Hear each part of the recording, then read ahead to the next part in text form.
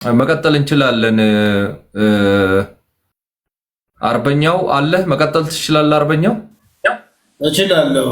ቴንክ ዩ ቬሪ ማች አይ ቲንክ የኤርትራን ጉዳይ ለመረዳት ትንሽ ወደኋላ ሄዶ የኤርትራ መንግስት ራሱ በምን ይመራል? አሁን ለምሳሌ የኢትዮጵያ ፎሪን ፖሊሲ በተመለከተ የህዝብ ተወካዮች ምክር ቤት ዶክተር ጌዲዮን ጢሞቴዎስን ሊሆን ይችላል ወይም ደግሞ ጠቅላይ ሚኒስትር አብይ አህመድን ጠርቶ ማብራሪያ ስጡኝ ብሎ ማለት ይችላል። የኤርትራ መንግስት ግን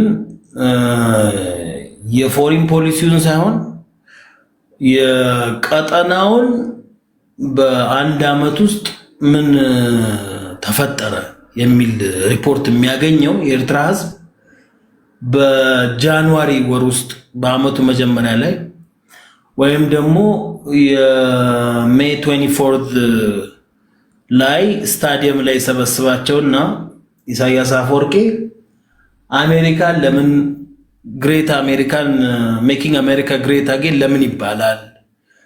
ቻይና እያደገች ነው። የሱዳን ውስጥ ያለው ግጭት እየሰፋ ነው። ስለ አገሪቷ አንዳች ነገር ሳይጠቅስ 34 ዓመት ሆነን በ34 ዓመት ምን አቺቭ አደረግን ምን ቀየርን የሚል ነገር ያወራል። ይሄን ቅብጥርጥሮሽ የኮልድ ዋር ጂኦፖለቲካል ኮንሴፕት አውርቶ ይዘጋል። ስለ ኢትዮጵያ ጉዳይ በአንድ የ3 ሰዓት ቃለ መጠይቅ ውስጥ ስለ ኢትዮጵያ 1 ሰዓት ሙሉ ይሄ ሁሉ ጸጋ ያላት ኢትዮጵያ ያለ ስለ ኢትዮጵያ አውርቶ ኤርትራ ስላላት ጸጋና እንዴት ወደፊት በምን አይነት የኢኮኖሚክ ፕላን የፎሪን ፖሊሲ ያንን ለማስተግበር በመታወጣው ጂኦፖለቲካል ስትራቴጂ እና ጂኦ ኢኮኖሚዋ እንዴት እንደሚመሰረት አያወራም። ለምን? ቢኮዝ ተቸክሎ የቀረ አንድ ቦታ ስታክ ያደረገ አስተሳሰብ ስላለው ማለት ነው። የጂኦፖለቲካል እውቀቱ አሁን ብዙ ጊዜ ከአንድ ሳምንት የቢቢሲ ፕሮግራሞችን በሙሉ ብታየው ልታወሩት የምትችሉትን ነገር 34 ደቂቃ ቆይቶ 34 ደቂቃ ላይ ፐብሊክሊ ተናግሮት በቃ እንትን ይላል። ከዛ በኋላ ሪጂናል የሆኑ ትሬቶቹን ይቀባጥራል ማለት ነው።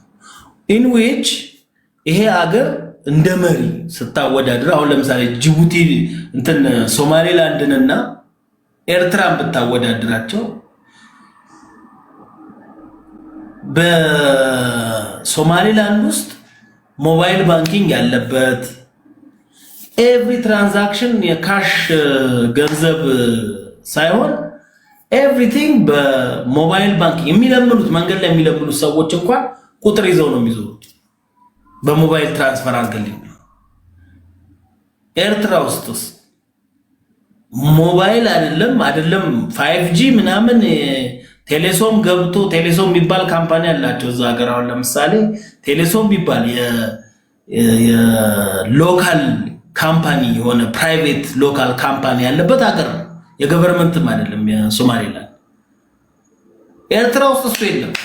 አንድ ዳያላፕ ኢንተርኔት እዚህ የሚላችሁ ከሆነ እቺ ቲቲቲቲቲቲቲ ያለች የሆነች ቦክስ አለች በሷ የሚጠቀም እውነቴን ነው የምላት። አንድ ፈረንጅ እዚህ ማቀው የፈረንሳይ እንትን የነበረ ሰውዬ የነሱ ሀገር የአሊዮንስ አይነት ነው መሰለኝ እንትን ነበር ዳይሬክተር ነበርና የት ሄደ ነው የምትጠቀመው ብዬ ጠይቀዋለሁ። የሚያውቀው ባለስልጣን ቢሮ አለና እዛ ውስጥ ገብቶ ነው መጠቀም የሚችል። አዘርዋይዝ ኢንተርኔት ካፌ ውስጥ ኢንተርኔት ካፌውም ደግሞ ሎድ ለማድረግ ይቆያል። በስልኩ ቼክ ማድረግ የሚችለውን ነገር 1 ሰዓት አፍቶ ይወጣል። ይሄ ማጥናት ወይ ለሪፈር ለማድረግ ቻት ጂፒቲ ምናምን ቶ የለም። ሚንዋይል በዛኛው በኩል ደግሞ ስታይ የትራንስፖርት አገልግሎት የሚሰጡ ድርጅቶች አሉ። ትኬት መቁረጥ ትችላለህ። ኢትዮጵያ ውስጥ ያሉ ዴቨሎፕመንቶች በሙሉ በጣም ሪላቲቭሊ በጣም ፋስት በሆነ ሰርቪስ ምናምን አላቸው። እነሱ 5G አላቸው ምናምን። ኤርትራ 5G ቢሆኑ ባለስልጣናት ነው እንጂ 5Gን ተውት የላትም። ይሄ ሳይኖራት እንዴት አድርጌ እዛ ላይ ደርሳለሁ? ወይ በእኔ አቅም ወይ ደግሞ በፕራይቬት ሴክተሩንም ቢሆን እንትን ብዬ እንዴት ወደ ሞባይል ባንኪንግ እንደ ኢንፍራስትራክቸሮችን ማሰፋበት መንገድ የሚባል ነገር የለም። ጎረቤት ላይ አፍጦ ሲቻል የባህር ላይ ወንበዴዎችን እያሰለጠኑ በባህር ላይ በመልቀቅ ንግድ ያላቸውን ሀገራት ማመስ መበጥበጥ ነው የኤርትራ መንግስት ፖሊሲ። የኢትዮጵያ ላይ ያለው ደግሞ ምንድነው? ይሄ በካምብሪጅ ዩኒቨርሲቲ የተጻፈ ኢትዮጵያ ኢን ዘ ሆርን የሚል አንድ አርቲክል ነበርና ደጃዝማች ማን እንደሆኑ ስማቸውን አላስታውስም፣ የአፄ ኃይለሥላሴ ውጭ ጉዳይ ሚኒስቴር የነበሩ ሰውዬ ናቸው የጻፉት። እና ኤርትራ፣ ሶማሊያ፣ ሞቃዲሾ ሶማሊያ፣ በተለይ ሁለቱ የጣሊያን እንትኖች፣ ሊቢያ እንኳን ነዳጅ አግኝታ ነፃ ወጣለች። እነዚህ ሁለቱ ግን ተገንጥለው የተንጠለጠሉ እጢዎች ናቸው። ሶ ኦልዌይስ ከዋናው አካሉ ላይ በመመጥመጥ ነው የሚኖሩት። ከዋናው አካሉ ላይ በመመጥመጥ ማለት በ1920 በ1880ዎቹ 90ዎቹ ብለህ ሰርች ብታረግ ጣሊያን ተቆጣጥሯት ኤርትራን ይሰራ የነበረው ከኢትዮጵያ ተሰብስቦ የሚመጣን ቡና ዜጎቹን ሰብስቦ ሴቶቹን ሰብስቦ ዘመናዊነት የሚባለው እሱ ነው። እስከ 4 ይማራሉ። ደን ተሰብስበው ቡና መፈልፈል ነው ስራቸው። የኢትዮጵያ የሚመጣውን ሪሶርስ ፕሮሰስ አድርጎ ወደ ጣሊያን መላክ ወርምና የጣሊያን ፕሮፊት ያ ነው። በተከታታይ ጦርነት ውስጥ ጣሊያን የሚገባበት ምክንያት ምንድነው ብለህ ስታይ አንደኛው እኮ ኢቭን ፌዴሬሽን ትሁን ብሎ ያለበት ምክንያት የተባበሩት መንግስታት ድርጅት ወዶ እኮ አይደል፣ በራሷ መቆም የማትችል እጢ ስለሆነች በቃ ኢትዮጵያ ተቻላት፣ ዋናው ስቴት ይቻላት ብሎ ድሮፕ ያደረገው። ሶ የኤርትራ ኢኮኖሚ የሚባል ሐሳብ ያለው ሰው የለም። በጣም ጊዜው ዘመናዊ ነው። በጣም ብዙ አይነት መንገዶች ይኖራሉ። ኢኮኖሚ ማሳደግ የምታስብ ከሆነ ፈጣን የሆነ ቴክኖሎጂ በእዳም በምንም ብለህ ይዘህ ደን በዛ ውስጥ በምታገኘው እንትን ኢኮኖሚን መግፋት የምችልበት የማይክሮንም ማክሮንም ኢኮኖሚን ማንቀሳቀስ የምችልበት መንገድ ይኖራል። ነገር ግን በኢትዮጵያ የዶላር ምንዛሪ ላይ ባይ ዘ ዌይ ሶማሌላንድ ውስጥ ገብተው ነበር እስኪ ዲፒ ወርልድ እስኪያስወጣቸው ድረስ ኢኮኖሚክ ዞን ውስጥ ተከራይተው ቁጭ ብለው ነበር። ሬድ ሲ ሎጂስቲክስ የሚባለው የኤርትራው ኤፈርት ገብቶ ቁጭ ብሎ ነበር። ወይን ኢትዮጵያ ወደዛ አክሰስ ማድረግ ከጀመረች ሌላ ነገር ይመጣል ብሎ ለማመስ ማለት ነው፣ ለመበጥበጥ። አዘዘንዳት ምንም ስራ ሲሰራ አይታወቅም። ግብጾቹም ገብተው በተለያየ በሶማሌላንድ ውስጥ የተለያየ ቦታ ላይ እንደዚህ ቦታ የያዟቸው አሉ። ኢንክሉዲንግ ካቶሞ የሚባለው ሜሪያ ላይ አሁን ሴፕሬቲስት ነኝ ብሎ የሚለው ሜሪያ ላይ ተመሳሳይ የግብፅና የኤርትራ የሰለጠኑ የሞቃዲሾ ሶማሌ ወታደሮች ናቸው ችግር የፈጠሩት። አይደርሱብኝም ያለ ደግሞ እንደ ጁባላንድ አይነት አካባቢዎች አሉ። እንዳይደርሱብኝ እንዳይመጡብኝ የአልሸባብ ሰልጣኞች ናቸው ብሎ አልሸባብ ማለት እኔ ሌላ ምንም ምሳሌ አያስፈልገውም፣ ራሱ የኤርትራ መንግስት ማለት ነው። አልሸባብ ማለት ኮንሴፕቱ በጥገኝነት ላይ የተመሰረተ ስለሆነ ኢትዮጵያ ውስጥ ያለውን ኮንፍሊክት አፍንጫውን አነፍንፎ ገብቶ ኢንቮልቭ የሚያደርግበት ምክንያት ኢትዮጵያ ታጥራ ተከባ በዓለም ማርኬት ሳይሆን ወርቅ የምትሸጠው እሱ በሚፈልገው ዋጋ ገዝቶ ማትረፍ ነው የሚፈልገው። ዓለም አቀፍ ማርኬት ትሬድ አይገባው የኤርትራ መንግስት። ሶ ከብዙ ሎጂኮች አንፃር እንደ አንድ ኢትዮጵያዊ እንደ አንድ ምስራቅ አፍሪካዊ ኢቭን የኤርትራን መንግስት ለመረዳት መሞከር በጣም አስቸጋሪ ነው። በተለይ ተምሮ አንብቦ ያለ ሰው ለኤርትራ መንግስት ከመረዳት ቢያብድ ይቀላል፣ ማበድ ይቀላል። ቢኮዝ የሰውየው ሜንታሊቲ ለመረዳት የምችልበት መንገድ የለም። ለምሳሌ በቅኝ ግዛት ውል ነው እኔ ስቴቴ ቦርደሬ የተመሰረተው ብሎ የሚለው የኤርትራ መንግስት ሶማሊያ የቅኝ ግዛት ውል የላት። የቅኝ ግዛት ውል ቦርደር ያላት ሶማሌላንድ ነች። ነፃ በመውጣቷ ሰርቲፋይድ ሆና የተሰጣት ሶማሌላንድ ነች። ከዛም በኋላ የኤርትራና ኢቭን የሶማሌላንድ ሁለት የተለያዩ ነው። ባለፈው ፋክት ፋይንዲንግ ሚሽን የአፍሪካ ህብረት ያወጣውን ዶክመንት አሳይቻለሁ። ራቲፋይ አልተደረገም። ኢቭን ዩኒየን ለመመስረት የሄዱበት ሂደት ራቲፋይ አልተደረገም። የኢትዮጵያ ራቲፋይ ተደርጓል ከሶማሌላንድ ከኤርትራ ጋር ፌዴሬሽኑ ፈርሶ ወደ አንድ የክራውን እንትን ውስጥ ስትቀላቀል ማለት ነው፣ አውራጃነት ስትቀላቀል። ይሄንን እንኳን መሰረት አድርጎ መደገፍ የነበረበት ማንን ነው? ታላቋን ሶማሊያ ሳይሆን ዩኒቲን በተባበሩ መንግስታት የተፈጠረ ዩኒቲን ሳይሆን ቢኮዝ የሱ ታሪክ ያ ክሌም ለኢትዮጵያ እኮ እየረዳ ነው። እግዚአብሔር ይስጠው። የሱ ማይምነት መቼም እንደው ዓለም እጹብ ድንቅ ብሎ ሊያደንቀው የሚገባ ሰው ነው። በሱ ክሌም መሰረት እኮ ከሄድን እንደውም የኢትዮጵያን የግዛት አንድነት መሰረት አድርገን በፌዴሬሽኑ ውል መሰረት ነው እኛ ነገሮቻችንን ማየት ያለብን ማለት ነው። ግን ይሄ አስተሳሰቡ ሪላቲቭ ፖለቲክስ ምናምን የሚባሉት ነገሮችን አልተማረም ይሄ ሰውዬ። እውነቴን ነው የምላችሁ፣ መልቲሊንጓል ነው ግን ምንም ያልተማረ መሀይም ነው። ቢኮዝ የሚወስዳቸውን ስቴፖች በምታይበት ጊዜ ራሱን ኮንፍሊክት የሚያደርግ ነገር ነው የሚሰራው። የራሻን ፕሬዚዳንት ሄዶ ዩክሬንን እየወረረች ያለችውን የራሻን ፕሬዚዳንት ሄዶ ምን ይላታል? ዩክሬንና ራሻ የሚባል ወራ የለም፣ ዩክሬንና ራሻና ኔቶ ነው አሳትፈን። ደግነቱ የራሻን መንግስት ንቀቱን ለማሳየት 25,000 ኩንታል እህል ነው የላከለት። ደና መጀመሪያ ጠግበህ አስብ ጦርነት ምናምን ብለህ ከምትሯሯጥ አይገባውም። እኔ እንደሱ አይነት ድንጋይ ራስ ቢሆን እኔ በስንት ጣሙ። ግን እንደዚህም ተብሎ እንግዲህ ኬጂቢ ለነበረ ፕሬዝዳንት ሲቀባጥር 25,000 ኩንታል ልኮለት ወታደር የሚያይ ወታደር ልኮ ግን ደን ኢንቨስትም አላረገ፣ ፖርቱንም ማክሰስ አልፈለገ።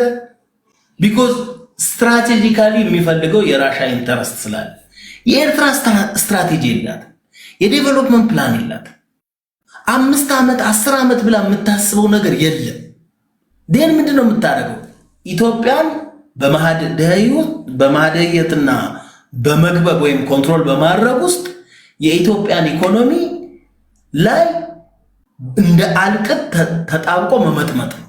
ስለዚህ ይሄን ለመመጥመጥ ሐሳብ ካለው ያ ደግሞ ይመጣል ብሎ የሚያስበው በምንድነው? ልክ እንደ ኮንጎ ዲስታብላይዝድ የሆነ አጠቃላይ ሰላምና እንትን የሌለበት ሀገር ላይ ትሬድ እንቅስቃሴ የሌለበት ሀገር ላይ ፕራይሱን እንደፈለገው ነጋዴው ነው ሰይት የሚያደርገው።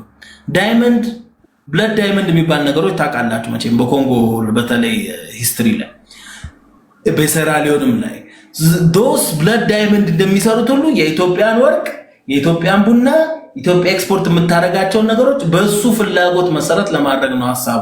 ስለዚህ እንደዚህ አይነት ናሽናል ትሬት ሲኖርብን እንደዚህ አይነት እንደ ቡግንጅ ሆኖ የሚወጣ አካል ሲኖርብን የኢትዮጵያ አየር መንገድ አንድ ጊዜ አታክ አድርጓል። የኢትዮጵያ አየር መንገድ 7 ቢሊዮን የኤርትራን ኢኮኖሚ የሚያመርት ድርጅት ነው። 100 ሚሊዮን መድቦ ይህን ሰውዬ በየትኛውም አይነት መልኩ በህይወትም ይሁን ያለ ህይወት ማስወገድ ነው ያለበት። እንደዚህ አይነት ናሽናል ትሬት ሆኖ የትኛውም ሀገር ሊኖር አይችልም። እየገባ በኦፊሻል ዩቲዩብ ላይ ወጥቶ የኤርትራ መንግስት ቃል አቀባይ ምን ሲል ነው የምትሰማው? እኛ መቀሌ ውስጥ አካውንት የሚከፍትልን ሰው እንፈልጋለን ንግድ ባንክ ብሎ ሲናገር ተሰማዋል። ምን አይነት ድፍረት እንደሆነ እንኳን አይገባውም፣ ብታስረዳውም አይገባውም። ቢኮዝ ኢኮኖሚክስ አያውቅም፣ ኢኮኖሚክስ 1 ኢኮኖሚክስ 2 ማክሮ ኢኮኖሚክስ ምናምን ቶ እንደው ፖለቲካል ኢኮኖሚ የሚባልም ነገር የለው ሲናገርም አሰማው። ሶ በህልምና በግምት እንደ ቤቱ የሚያስተዳድረው እሱ ሞኖፖሊ በማድረግ በማበጣበጥ በጦርነት ውስጥ አፍንጫውን ስቲክ በማድረግ ውስጥ የሚመሰረት ኢኮኖሚ እስካለው ድረስ የኛ ፎሪን ፖሊሲ ደግሞ የኛ ጂኦፖለቲካል ኢንተረስታችን መሰረት እስካረገ ድረስ በነፍስም ይሁን በምንም ይሄ ሰውዬ ማስወገድ ነው ያለብን። this guy is costing us እያንዳንዱን የኢትዮጵያ ሽምቅ ታጣቂ ሸኔ የመጣው ከምግብ አስጠላኝ ብሎ የወጣው ከካምፕ ሸኔ የመጣው ከዛ ነው።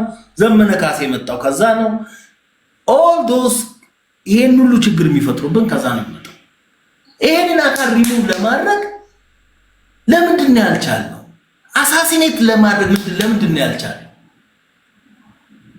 ሌሎች ሀገራት እኮ እንደዚህ አይነት ማለት በናሽናል ኢንተረስታቸው በመቶዎች የሚቆጠሩ ዜጎቻቸው ህይወት ላይ እየፈረደ እየገባ ያለን አካል ቴኬር ማድረግ የለብንም። ቀጥታ እርምጃ ነው መውሰድ ያለብን። whether it takes $100 million or whatever የትኛውንም ኮስት አድርገን ይሄን ሰውዬ በህይወትም በነፍስም እንዲጠፋ ነው ማድረግ ያለብን።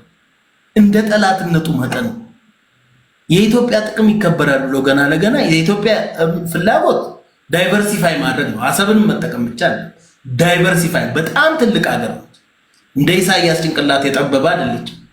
1.1 ሚሊዮን ስኩዌር ኪሎ ሜትር ከፈረንሳይ ከግድቡ ብቻ ይሄ ግድቡ ላይ የሚቀመጠው ውሃ ፓሪስ፣ ለንደን እና በርሊን ተደምረው ስፋታቸው የሚይዘው ውሃ አንድ ፕሮጀክታችን የሚይዘው ውሃ ማለት ነው። ኢትዮጵያ ምን ያህል ሰፊ እንደሆነች ነው የሚገልጽ። አንድ በጣም በስንት ጊዜ ዙም አድርገህ የምታየው ኤሪያ ለኛ ምን አይነት ኤሪያ እንደሆነ ማሰብ ይቻላል። ጭንቅላቱን አስፍቶ ሚውቹዋል የሆነ አንደርስታንዲንግ ኢንተግሬሽን ይላል። አሁን ሲያወራ ሰምታችሁት ከሆነ ባለፋ ገደም ሲበር ዶሮ የገባ ኢንተግሬሽን የሚባል ነገር ለኢንተግሬሽን የሚሆን ኢንፍራስትራክቸር የለውም። ኤርትራ ውስጥ የለም ኢንፍራስትራክቸር። በሁሉም አቅጣጫ ቀበሌዎች፣ ወረዳዎች የተገናኙበት ወደ ፖርት አክሰስ ለመሄድ ፈጣን መንገድ ያለው ይመስላል። አርበኛው ኢንቴግሬሽን እንደው ፊዚካል እንትኑን ብቻ ሳይሆን ይሄ መሬት ላይ ያለውን ነገር ኦር ኢንፍራስትራክቸር ብቻ ሳይሆን ሜንታሊም እኮ ያስፈልጋል። አሁን ሜንታሊም ዝግጁ አይደሉም እነዚህ ሰዎች እንደምታውቀው። ቅድምም አንተ እንዳለ ኢንፍራስትራክቸር እኮ ሜንታሊ ዝግጁ ስላልሆነ ፕላን አይሰራም። ፕላን የለውም። ሜንታሊ ትክክል ነው እኮ ሜንታሊ ለኢንቴግሬሽን የሚያስብ ሰውማ መንገድ ይሰራል፣ የባቡር መንገዶችን ይሰራል። ባለው ሪሶርስ ተጠቅሞ ጎረቤቶችን ማበጣበጥ ሳይሆን $7 ቢሊዮን አግኝቶ የሚያሸሸውን ቢያሸሽ እንኳን $1 ቢሊዮን ፈጣን መንገድ ይሰራል። ቢኮዝ በዛ መንገድ ውስጥ ተጠቀማለሁ ንግድ አለኝ ብሎ ስለሚያስብ። የእሱ ሀሳብ ግን ነጋዴው እስከታች ችርቻሮ ድረስ እሱ ነው መሆን የሚፈልገው። ሌላ ኢትዮጵያዊ በሙሉ ለማኝ። ሌላው ደግሞ ቅድም አንድ ያነሳው ነገር አለ። እንደው ይሄን ነገር በደንብ በሰል እንድናረግ ነው። ሌላ ሰው ያላስገባውት ኖቤል አለ። ከኖቤልም ሀሳብ መስጠት ትችላለህ። በመሃል ገብተህ ብዙ ሰው ስለሌለ ማለት ነው። አሁን ከታች ሌላ ሰው ማስገባት አልፈለኩም። ብዙ ሰው አስገባን እያለ ነው። አስገባችኋለሁ ወዳጆች፣ ግን እቺን ነገር እንጨርስ ብዬ ነው። እኔ እነዚህ በተለይ ጅቡቲና ኤርትራ የሚባሉ ሀገራት በፈረንሳይና በጣሊያን ወይም በሌሎች የዌስት አፍሪካና ማነው የዌስት ሀገራትና እንዲሁም ከቅርብ ጊዜ ደግሞ ወዲህ ደግሞ በግብፅ ድጋፍ ከተገነጠሉ በኋላ ከኢትዮጵያ ላይ አንዳቸውም ራሳቸውን ችለው አልቆሙም። አንተም ቅድም እንዳልከው ጥገኞች ናቸው። ስቲል ጅቡቲ መብራቱ፣ ውሃው፣ ኤቭሪቲንግ ኢትዮጵያ አንድ ቀን ከዚህ ላይ ብታቆም እንደው ገንዘብ ኖሯት ሀብታም ሆኗ እንኳን ውሃውን በመርከብም በምንም ወይም ደግሞ ዲሳሊኔት እንኳን አድርጋ ልክ እስራኤሎች እንደሚያደርጉት ላርግ ብትል ቴክስ ታይም ዘጎነ ዳይ።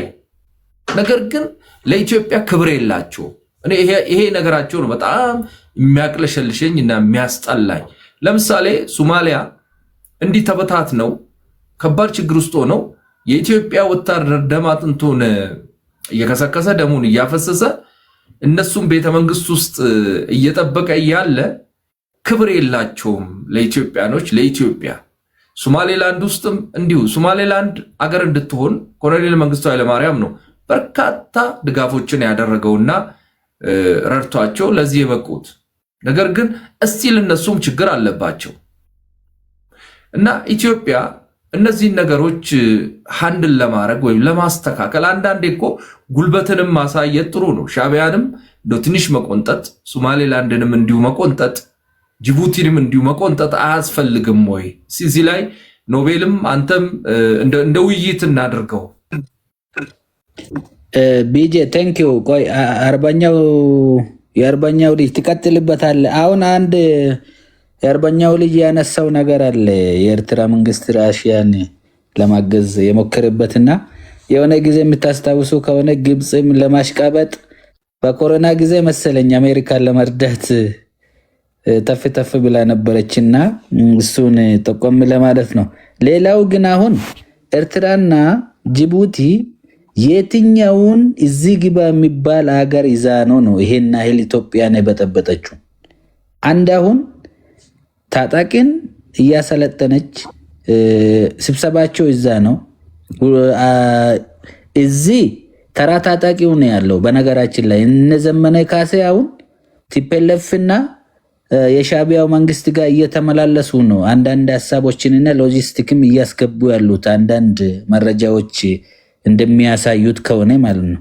ለዚህ ኦልሞስት የሻዕቢያ መንግስት ከመሰረቱ መነጠልም መሞትም ነው ያለበት። አሁን ላይ ግን በየትኛው ስልታዊ መንገድ ሂዶ ነው አሁን ይሄ የኢትዮጵያ መንግስት ያንን እርምጃ መውሰድ አለበት? አንዳንድ እንትኖች ምልክቶች አሉ። ክቡር አምባሳደር ጀነራል ባጫ ደበሌ ጎረቤትን ሰላም እያሳጣ በሰላም እንደማታድር ማወቅ አለብህ ብለዋል።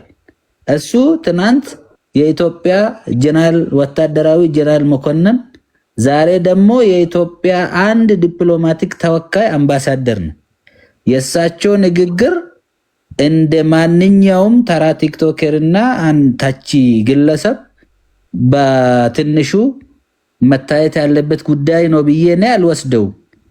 አንዳንድ እንትኖች አሉ ምልክቶች፣ ግን የኢትዮጵያ መንግስት በየትኛው ስልታዊ መንገድ ወደዛ መሄድ አለበት የሚለውን ነው አሁን እኛ ማንሳት ያለብን የሚለውን ለማንሳት ነው። ቢጄ አመሰግናለሁ። ታሜ መጥቷል። እንግዲህ ታሜ ሰምተን ከሆነ አላቅም እንደው እንደ መግቢያ እንደ ሐሳብ ልስጥና በርካታ ሰዎች ከታች አሉ ለመግባት የሚያስቡ ነገር ግን እንደው ነገሩን ሞር እዚህ ላይ ያለ ሰው አፍታቶ እንዲናገር የአርበኛውም ልጅ በዚህ በዲፕሎማሲ ላይ በፎረን ሪሌሽንስ ላይ በጣም ጠቃሚ እውቀት ያለው ሰው እና በዚህ ላይም እየሰራ ያለ ሰው ነው። ኖቤልም እንዲሁ ብዙ ጊዜ እዚህ ላይ መጥቶ እንግዲህ እኔ ባክግራውንዱን በደንብ ባላቅም በጥሩ ሁኔታ ሐሳቦችን እየሰነዘረ ያለ ሰው ነው። ታምራትም እንዲሁ እንግዲህ ያው ውጪ እንደምትገኝ አውቃለሁ። በዛ ላይ ደግሞ የህግ ባለሙያ እንደሆንክም እዚህ ላይ በምታቀርበው ነገር እረዳለሁኝ። እኔ አሁን የዚህ የሶማሌላንድ ነፃነት ጥያቄና እሱን ተከትሎ እስራኤል የሰጠችው ምላሽ አለ። እሱን ተከትሎ እንደገና ዩኤን ካውንስል ትላንት ስብሰባ አድርጓል። ያሉትም ብለዋል። እንደሰማ ነው የደገፈም የተቃወመም አለ። ኢትስ ኖርማል፣ ይሄ የተለመደ ነው። ነገሩ እንዴት ፋይናላይዝድ ይሆናል ወደፊት የምናየው ይሆናል። ነገር ግን ይሄንኑ ሰሞኑን የተከሰተውን ነገር ተከትሎ ከዛ በፊትም ለነገሩ ነገሮች ነበሩ።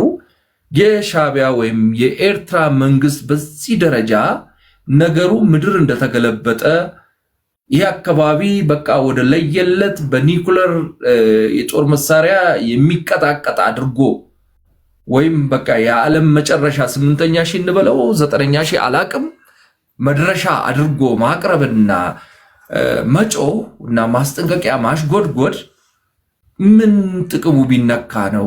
የሶማሌላንድ ነፃ መውጣት ነው ያንገበገበው ወይስ የእስራኤል እንትኑን መስጠት እውቅና መስጠቱ ነው ያንገበገበው?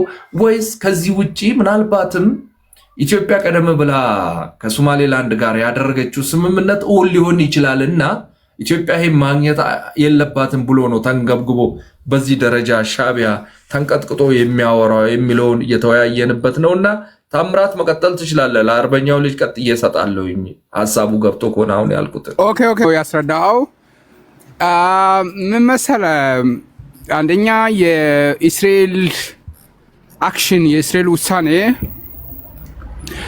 ኢትዮጵያን ድራማቲካሊ እንዴት እንደሚጠቅም ይታወቃል። ቀጠናው ላይ የቀጠናውን ዲፕሎማቲክ ትራጀክተሪ ወይም ደግሞ ይሄ ጂኦፖለቲካል ዳይናሚክሱን ኮምፕሊትሊ ከታሰበው መንገድ በተለየ መልኩ ፓወር ባላንሱን እዚህ ስለዚህ አሁን ታምሻ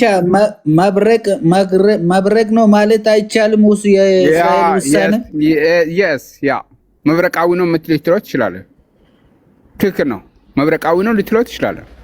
ስለዚህ የእስራኤል አክሽን ትክክል ነው፣ የሻዕቢያ ሪአክሽን ትክክል ነው። ትክክል ነው እኮ እንዴ ቮሉንተር የሚረብሽን ነገር እኮ በቃ እንደዚህ ግልጽ ከሆንክ ጥሩ ነው እኮ ችግር የለውም እኮ እንዴ። ምን ለማለት ነው? አንደኛ በእርግጥ እስራኤል ወደ ምስራቅ አፍሪካ ቀንድ ወደ ሆርን ኦፍ አፍሪካ የመጣችው ወይም ደግሞ ወደ ሬድሲ የመጣችው እኛ ልትጠቅመን ነው ብለህ ማጨብጨብ አትችልም። በእርግጥ ይሄ ይታወቃል። ምክንያቱም ሀገራት የራሳቸውን ኢንተረስት የራሳቸውን ብሔራዊ ጥቅም ካልኩሌት አድርገው ነው የሚመጡት። እሱ የታወቀ ነው። ግን በእግረ መንገዱ ኢትዮጵያ ከእስራኤል በላይ ማለት ነው ከእስራኤል በላይ ተጠቃሚ እንደሆነች ለእኛ ግልጽ ነው ማለት ነው። ይሄ ደግሞ ትላንት እኛ ኤምኦዩ ስንፈርም ሄዶ በካይሮ ደረት ላይ የሚለጠፍ ቀሽም ቡድን ይደነግጣል። ዋጋ እንደሌለው ያውቃል። ሞቃዲሾ እኛ ሄደን እየሞትን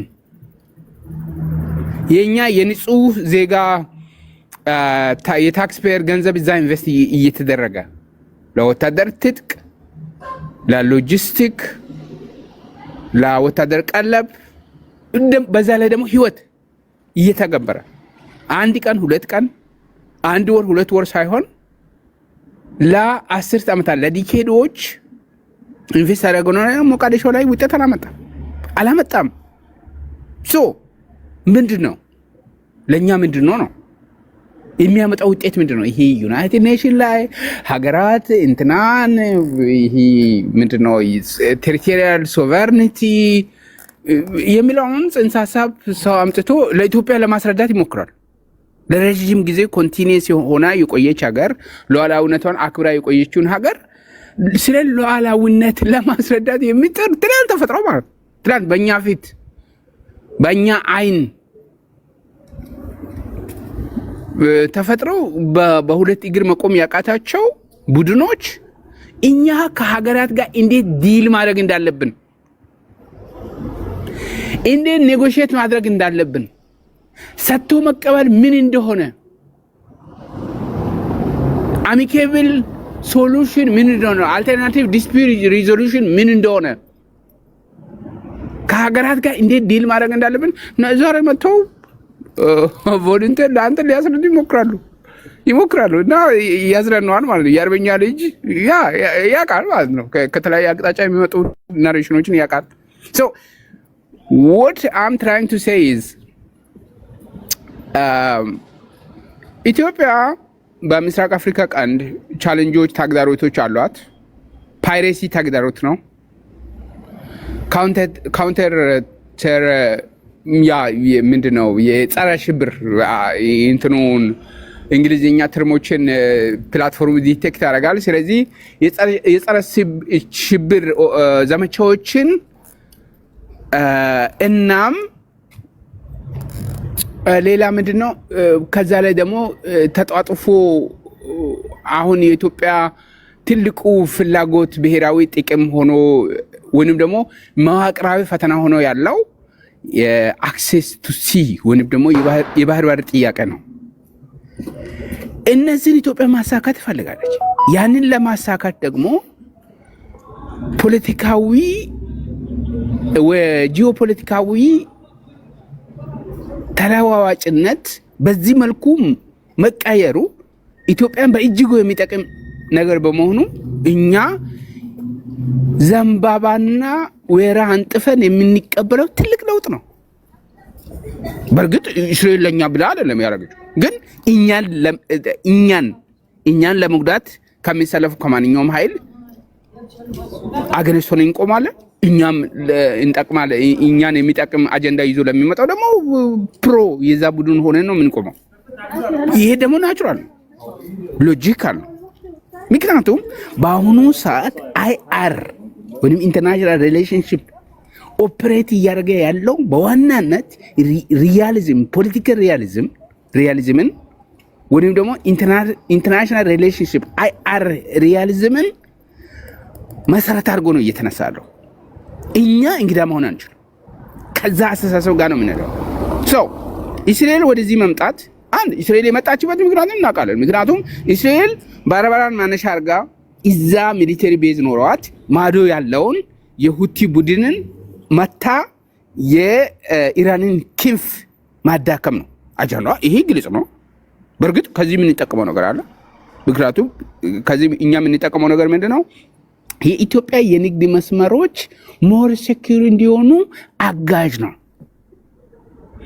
ሬድ ሲ ላይ ኢራን እዛ መገኘት ለኛ ብዙም ኢራኖች ለኛ ብዙ ኔጌቲቭ የሆነ ነገር የላቸውም። ግን የነሱ ፕሬዘንስ የኛን ትሬድ ሩት የሚረብሽ ከሆነ ጀስት ያ ደግሞ ከእስራኤል ጋር የሚያጋጫቸው ከሆነና እስራኤል መታ ሬድ ሲ ትሬድ ኮሪደር ሞር ሴኩርድ የሚሆንበት ሎጂክ አለ። ማን ሞኝ ነው ይሄን የማይቀበለው? ስለዚህ ለኛ አድቫንቴጅ ነው፣ መምጣት አለበት እስራኤል። አሰላለፋችንንም ትላንት ኢትዮጵያ ኤምኦዩ ስትፈርም እኛ እኮ ከግብጽ ጋር ጥሩ ግንኙነት አለን፣ ከሞቃዲሾ ጋር ጥሩ ግንኙነት። ሞቃዲሾ የፈረሰ ፍራጃይል የሆነ ወይም ደግሞ ፌል የሆነ ስቴት ነው። እኛ ቀደም እንዳልኩት ብዙ ነገር ኢንቨስት አድርገናል፣ ህይወት ከፍለናል፣ ንብረት ከፍለናል፣ የንጹህ ዜጎችን ታክስ እዛ ኢንቨስት አድርገናል። ለሎጂስቲክ ብለን፣ ለወታደር ትጥቅ ብለን፣ ለወታደር ስንቅ ብለን ለውጥ አልመጣም። በቃ ሶ እኛ ሽፍት ማድረግ አለብን ከሞቃዲሾ ወደ ሀርጌሳ በቃ። ስለዚህ ለመንግስት ጥሩ የፖሊሲ ግብዓት ሆኖ የመጣውን ፖለቲካል ዲቨሎፕመንት፣ ጂኦፖለቲካል ዲቨሎፕመንት ይሄንን በዘንባባ ቅጠል መቀበል ለኛ አድቫንቴጅ ነው። የሻቢያ እንግዳ ነው ሁሉ ጊዜ ለቀጠናው ማለት ነው። ቆይ ቢጄ ትንሽ ካረባሽኩ ታሜ እንድታነሳ ትንሽ አሁን ጠቆም ሊያደርግ የፈለግኩት እሺ ሮቤል የአሜሪካስ ውሳኔ ምን ይሆናል ብለህ ትጠብቃለህ? የአሜሪካና የእስራኤል ሪሌሽንሽፕ ይታወቃል። የኢትዮጵያና የእስራኤል ሪሌሽንሽፕ ደግሞ ዛሬ ዲፕሎማቲክ ሪሌሽንሽፕ ሳይሆን ፍሬንድሺፕ ደረጃ ላይ የደረሰ ስትራቴጂክ ሪሌሽንሽፕ ላይ ደርሰናል። ልክ እንደ ኢትዮጵያን በባለፈው ጊዜ ጎብኝቶ ከተመለሱት አገር ጋር አንድ ሆኗል። ስለዚህ የአሜሪካስ ውሳኔ ምን ይሆናል ብለህ ትጠብቃለህ? ከዛም በኋላስ የኢትዮጵያ የባህር በር ጥያቄስ መጨረሻው ምን ላይ ይደርሳል ብለህ ትገምታለህ? በኋላ ላይም እኔ ሀሳብን ጨምርበታለሁ እንድታነሳው ፈልጌ ነው። ይቅርታ ግን ከረበሽ እኔም እያሰብኩበት ያለው ፖይንት ነው። ኖርማሊ ሰምተህ ከሆነ አላቅም። አሁን እሱ ያነሳውን የዚህ የአሜሪካን የሚለውን አምባሳደሩ ትላንት ግልጽ አድርገዋል። የአሜሪካ አምባሳደር እዛ ምክር ቤት አይ ቲንክ ሴት ናቸው መሰለኝ፣ ግልጽ አድርገዋል። መብቷ ነው እስራኤል ከማንም ጋር ወዳጅነት መፍጠር ብለዋል። ኦኬ እሱ እንደተጠበቀ ሆኖ ነገሮችን ራይት ኤንድ ሌፍት ማንሳቱ ጥሩ ሆኖ በጣም ፎከስ እንድታደርጉ እንፈልገው ምንድነው አሁን እንዳነሳው የዚህ አንድ የአፋን ኦሮሞ ተረት ቅድም ሰምተኝ ከሆነ አላቅም። ሶሪ በአፋን ኦሮሞ ምን ተረት አለ መሰለ እንትን መሰለችኝ ውሻ መሰለችኝ ከፍየል ኋላ ኋላ እየሄደች ስታይ ሶሪ እንግዲህ ወዳጆች ፍየሏ ያ በተፈጥሮ ጭራዋ የቆመ ነው ወደ ላይና እዚህ የመራቢያ አካሏ ክፍት ነው መሰለኝና ውሻም እንደዛው ጭራዋ ወደ ላይ ነው የሚቆመውና ባክሽን ነውር ነውና ጭራሽን ወደ ታች መልሺ ሰው ምን ይለናል ትላታለችና ይሄንን የሰማ ሰው የሰው ልጅ ማለት ነው ሰሬን ከኖፊን ቤክቱ ሬደን ኤጌ ገዲ ቀቡ ጀቲ የሚል ተረተርቷል። ውሻ የራሷን አታውቅም ፍየልን ባክሽን ጭራሽን እንዶ ሸፈና አርጊ አለቻት ይባላል። አሁን ሻቢያ በራሱ ኢትዮጵያኖችን ወቅቶ አስወግቶ ከሌላ ገንዘብ ተቀብሎ ስንት ፖለቲካል የሞራል የምን ተቀብሎ የገዛ ወንድሞቹን እዚህ ተምረው እዚህ አድገው የአንድ ሀገር ዜጎች ሆኖ ሳሉ የኮሎኒያል ሴንቲመንት ጭንቅላታቸው ስላለ ብቻ ምንም ልዩነት በሌላ ሀገር መካከል ልዩነት ፈጥረው ቀይ ባህርን አሳጥተውን ሲያበቁ ዛሬ ስለ አንድነት መጮሃቸው እንደ ውሻዋ የራሷን ሳታቅ የራሷን ጥፋት ወይም የራሷን ገመና ሳታቅ ፍየልን እባክሽን ጭራሽን ወደታች መልሺ ያለቻትን አይመስልም? የስ በጣም ጥሩ አናሎጂ ነው ያመጣው እና ለዛ ነው ይሄ የበግና የፍየል ተምሳሌት ወይንም ደግሞ እንደ ፊገር ኢቭን አይ ዶንት ኖ የባይብል ቲዮሎጂ የሚማሩ ሰዎች በደንብ ያውቁታል እና በመጽሐፍ ቅዱስም ይሄ ፍየልና በግ የሚል ናሬሽን አለ። አንተ በጥሩ ሁኔታ አሶሺየት አድርጋል ከሻቢያ ባህሪ ጋር። ኢትዮጵያ ከማንም ቁጥጥር ውጪ እንደሆነች ያልገባቸው ብዙ ሰዎች አሉ። እኛ ተሸማቀን ነው እኮ እንትና እኮ ሀገር ነች ተቀብላችሁ ነው ዝም ይበሉ እንዴ እኮ እንደዚህ ካረግን እኮ ኤክስፓንሽኒስት ነን ወይንም ደግሞ ሪደንቲስት ሜንታሊቲ አላችሁ እንባላለን ዝም ይበሉ እየተባለን ስንሸማቀቅ ውስጥ ቮለንቲር አንተ የራሴ የውስጥ ጥያቄ ይኖራል፣ እኔም ይኖረኛል፣ መንግስት መተቸት እንችላለን፣ ሳቲስፋይድ ያሉ ናቸው ነገሮች ይኖራሉ። ይሄ ውስጥ ፖለቲካ ነው። ግን ፈንዳሜንታል የሆኑ የሀገርን ጥቅም በሚነኩ ጉዳዮች ላይ ነገሮች ገፍተው ሲመጡ እኔም አንተም አቋምን የጋራ አቋም ይኖረና ማለት ነው። ለምን ቀይ መስመር ማለፍ ስለሚሆን ማለት ነው። so what I'm saying is በርግጥ ቅድም በመግቢያ ላይ አንድ ነገር ተናግሬያለሁ። እሱ ምንድነው ሻቢያ ለምንድነው እንደዚህ የተረበሸው? መረበሽ ነበርበት። ግልጽ እኮ ነው። ምክንያቱም ወንበዴነት ተራጉራ ኢትዮጵያን ጨፍልቆ ያለ ታሪኳ ያለ ህግ ፖዚሽኗ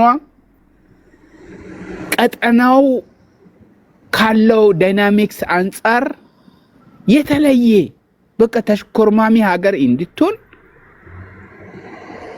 ከተደረገው ፖዚሽን ውጪ አቋም መያዝ በኢትዮጵያ ፖለቲካ አስነዋሪ ወደ መሆን ደረጃ ደርሶ ነበር። ሶ ይሄንን የሚቀለብሱ ፖለቲካል ለውጦች ሲከሰቱ አንደኛ አዲስ አበባ ኖ እኔ እኮ የባህር በር ነበረኝ፣ እኔ ተራ የላንድ ሎክድ ስቴት አይደለሁም፣ የባህር በር አልባ ሀገር ሆኜ ለኮሜርሻል ፐርፐስ እቃዎቼ እንዲወጡና ከውጪ ማስገባቸው እቃዎች እንዲገቡ በቃ ትራንዚት ኮስትን እናንተ ቀንሳችሁ ወይም ደግሞ የወደብ ኮስቶችን ቀንሳችሁ መርከቦችን በእናንተ እጅ ጥያችሁ በመርከቦቼ ላይ ጥቃት ሲደርስ እኔ ወደ ቤተ ክርስቲያን ወደ መስጊድ እሄዳለሁ፣ እጸልያለሁ፣ ምክንያቱም እኔ አቅመ ቢስ ነኝ የሚል ስቴት የሚል መንግስት አዲስ አበባ እንዲፈጠር ነው የተሞከረው። ኖ ነው የተባለው። ስለዚህ ከዚህ አንፃር አዲስ አበባ ቮለንቲር እኔ እዚህ ያለው የአርበኛው ልጅ ሮቤል ሌሎች እዛ ታች ያሉት 44 ኢትዮጵያውያን ወይንም ደግሞ ኤርትራውያን አይደል ነው ሶ ይሄንን ይቀበላሉ ብሎ የሚያስቡ ሰዎች አሉ። አይሆንም ነው አይሆንም አክት መዋል ነው። ስለዚህ እኔ ምናልባት እንደውም ቮለንቲር ያንተን ኢሜል ቢታጋራኝ በውስጥ መስመር ቢታጋራኝ ጥሩ ነው። የሚልክልህ ዶኩመንት አለ። ከዚህ በኋላ ዝም ብሎ በቲክቶክ ጫጫታ ብቻ ሳይሆን ቀጥተኛ የሆኑ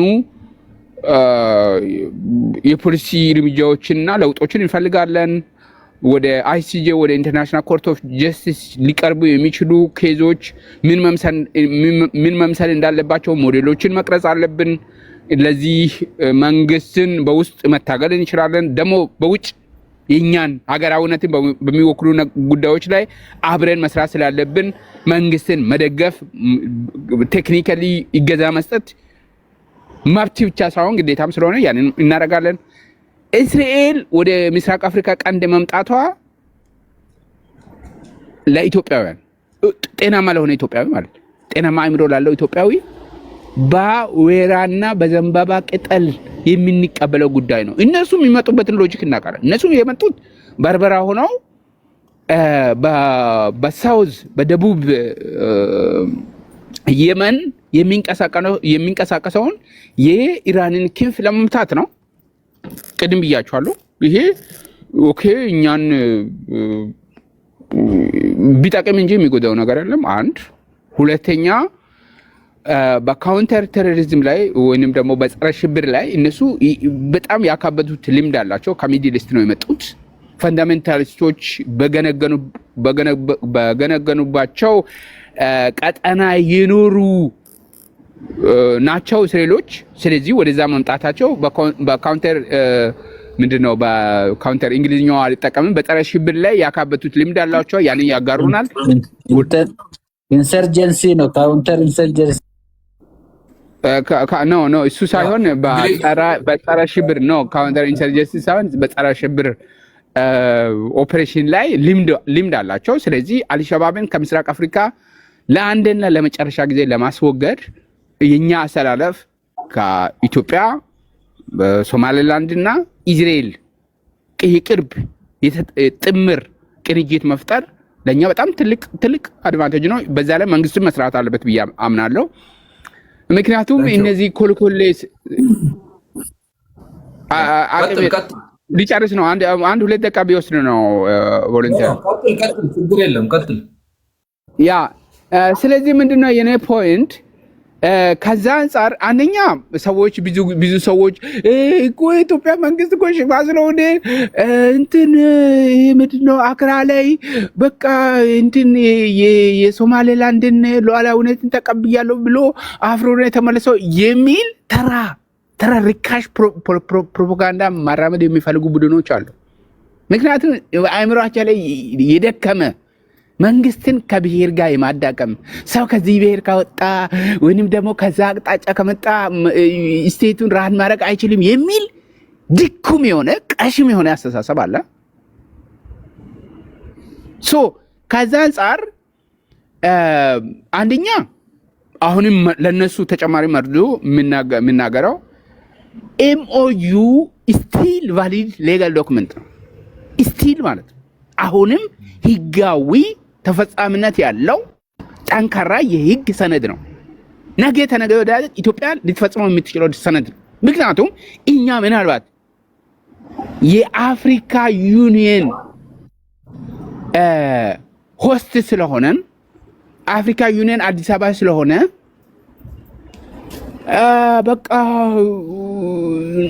ኤምባሲ እንክፈት ማለት ትንሽ ያ ሌሎች አፍሪካውያን እናንተ እኮ አፍሪካ ዩኒየንን እየሰበሰባችሁ ሶማሌን እየጨቆናችሁ ነው፣ እንደዚህ እያደረጋችሁ ነው ሊሉ ይችላሉ። ምክንያቱም የሶማሊያን ሁኔታ ላይረዱ ይችላሉ። ለዛ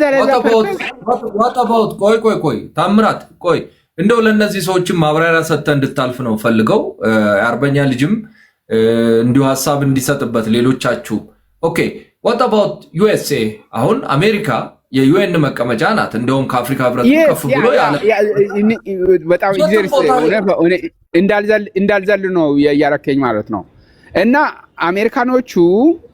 አሜሪካኖቹ ከዚህ አንጻር አቋም ምን አይነት አቋም ያዙ ለሚለው ቤንጃሚን ኖ አቋም ብቻ ሳይሆን ታምራት ምንድነው ማለት የፈለግኩት የአቋሙም እንዳለ ሆኖ አሜሪካ ኒውዮርክ የዩናይትድ የሴኩሪቲ ካውንስል የዓለም መንግስት መቀመጫ ነው። ነገር ግን አሜሪካኖች የዓለም መንግስት መቀመጫ ስለሆንን ብለው ተሽኮርሙመው በጥቅማቸው ዙሪያ ይደራደራሉ።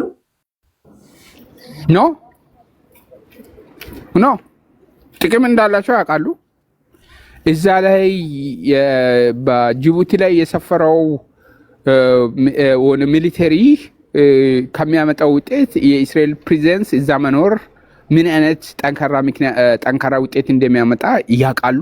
ያን ደግሞ እስራኤል ኦልሬዲ አሳውቃለች።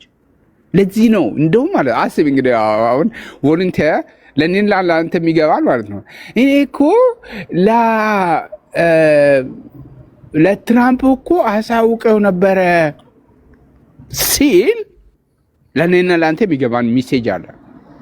አንደኛ እስራኤል ምንድነው እስራኤል ለትራምፕ ያንን ነገር ሲታሳውቅ የሳ አላለችም ብለን እናንተ መከራከር እንችላለን። ግን ኖ እንዳላለች ግልጽ ነው ማለት ነው። ያ you are right ብላለች። ሴትዮዋም ዩኤን ላይ እንደዛ ተናግራለች። yes ሁለተኛ ፖይንት እንግዲህ አንድ የእስራኤል መሪ ማለት እስራኤል ማለት እንግዲህ በጣም በቃ እንትን በጣም በትኩስ ሚዲያ ላይ የተጣለች ስቴት ነች። ስለዚህ በአንድ አይኗ የምትተኛ ስቴት ነች። ምክንያቱም የከበቧት እነሱን እዛ የእስራኤልን ፕሬዘንስ የእስራኤልን ህልውና በማይፈልጉ ስቴቶች የተከበበች ሀገር እንደመሆኗ መጠን በአንድ አይኗ ነው የምትተኛው።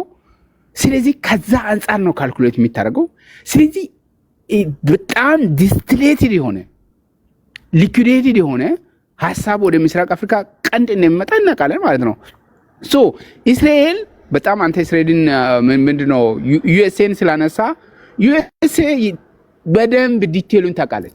ለምን እስራኤል ወደ ምስራቅ አፍሪካ ቀንድ መምጣት እንዳለባት፣ ምን አሜሪካ ከዛ ማትረፍ እንደምትችል በርግጥ ምናልባት ኢትዮጵያ እንኳን የኢትዮጵያ ነገር እዛ ውስጥ ካልኩሌት ተደርጓል ላንል እንችላለን። ኦኬ ጉድ።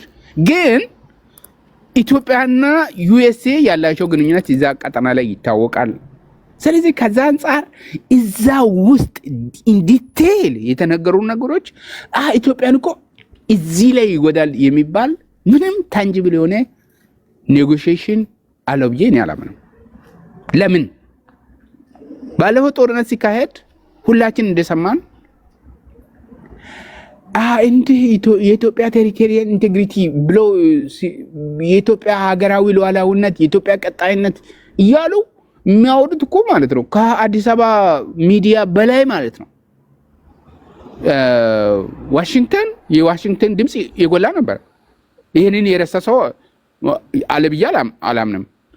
ሁለተኛም ደግሞ በጂሳይድ በምን በተለያዩ ነገሮች ሲከሰስ ነበር። አዲስ አበባ ጸጥ ነው የተባለው፣ ዝም ነው የተባለው። ለምን ያውቃሉ፣ አሜሪካኖቹ ያውቃሉ። ሶ ላሳጥረውና ወደሚቀጥለው ሰው እንሄዳለን።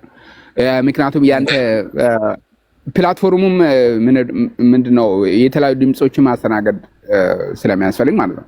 ሶ እኔ ማለት ነው ሳው ኖ በቃ ምንድነው ምናልባትም ብዙ ነገሮችን ኤክስፔክት እያደረገ ነው ሊል ይችላል። እኔ